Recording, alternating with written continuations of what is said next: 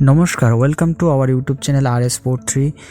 Video শুরু করার আগে আবারও বলছি, যারা যারা চ্যানেলে নতুন আছেন অবশ্যই চ্যানেলটি সাবস্ক্রাইব করে পাশে থাকা বেল বাটনটি অন করে দেবেন, যেন এই সমস্ত প্রথম স্পোর্টস সংক্রান্ত কোনো নিউজ, ভিডিও, বিভিন্ন ধরনের আপডেট পেতে এই চ্যানেলটি অবশ্যই সাবস্ক্রাইব করবেন এবং নোটিফিকেশনটি অন করে দেবেন, যেন সর্বপ্রথম আপনার কাছে নোটিফিকেশনটি পৌঁছে যায়।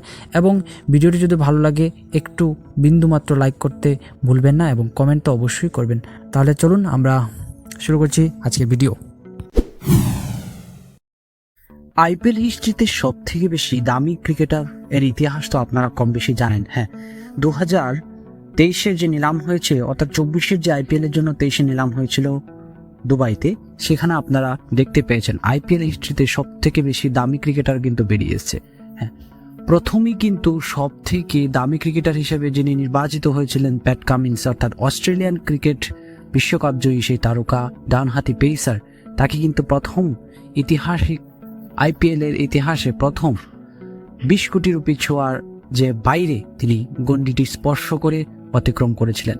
যদিও তার পরবর্তী সময়ে মিচেল স্টার্ক তাও তার থেকে বেরিয়ে একেবারে 24,75,00,000 চলে যান। যাই হোক, যেটা বলার বিষয়টা হচ্ছে, আমরা হয়তো আইপিএলে যেটা আনুমানিক যেটি হয়েছিল তখন থেকে আমরা কিন্তু অনুমান করতে পেরেছিলাম, বা ক্রিকেট বিশেষজ্ঞরা সবাই সেটাই ভাবছিল যে হয়তো এত টাকা রুপি দিয়ে প্যাট কামিন্সকে কেনার পেছনে নিশ্চয়ই একটি কারণ থাকতে পারে।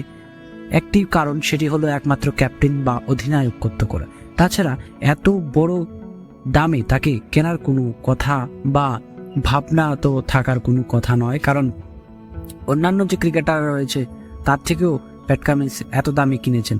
তো সেটাই অবশেষে কিন্তু হতে চলেছে। সানরাইজার্স হায়দ্রাবাদ কিন্তু আইপিএল এর এইবারের আসরে প্যাট কামিন্সকে কিন্তু অধিনায়কত্ব নিয়ে যে কনফার্ম করে দিয়েছে অলরেডি, যে অধিনায়কত্ব করবেন প্যাট কামিন্স। অর্থাৎ যেটি আমরা বা আপনারা বা ক্রিকেট বিশেষজ্ঞরা সকলে মিলে মনে করেছিল বা আশা করেছিল যে হ্যাঁ তাই হতে যাচ্ছে, এটাই কিন্তু এবার হতে চলেছে এবং হচ্ছে। যে এডেন মার্ক্রাম বা কেন উইলিয়ামসন বা অন্যান্য ভুবনেশ্বর কুমার থেকে শুরু করে যারা যারা আজ পর্যন্ত পরিচালনা করেছেন হায়দ্রাবাদকে, তাদের পরিবর্তে অনেকে হয়তো নেই এখন যারা আছেন, তাদের মধ্যে যেরকম কেন উইলিয়ামসন, গত বছরে ছিলেন এডেন মার্ক্রাম, তাদের পরিবর্তে কিন্তু এবার প্যাট কামিন্সকে আমরা আইপিএলে দেখতে যাচ্ছি, একেবারেই সেটাই নিশ্চিত হতে চলেছে। এই ছিল আজকের আপডেট।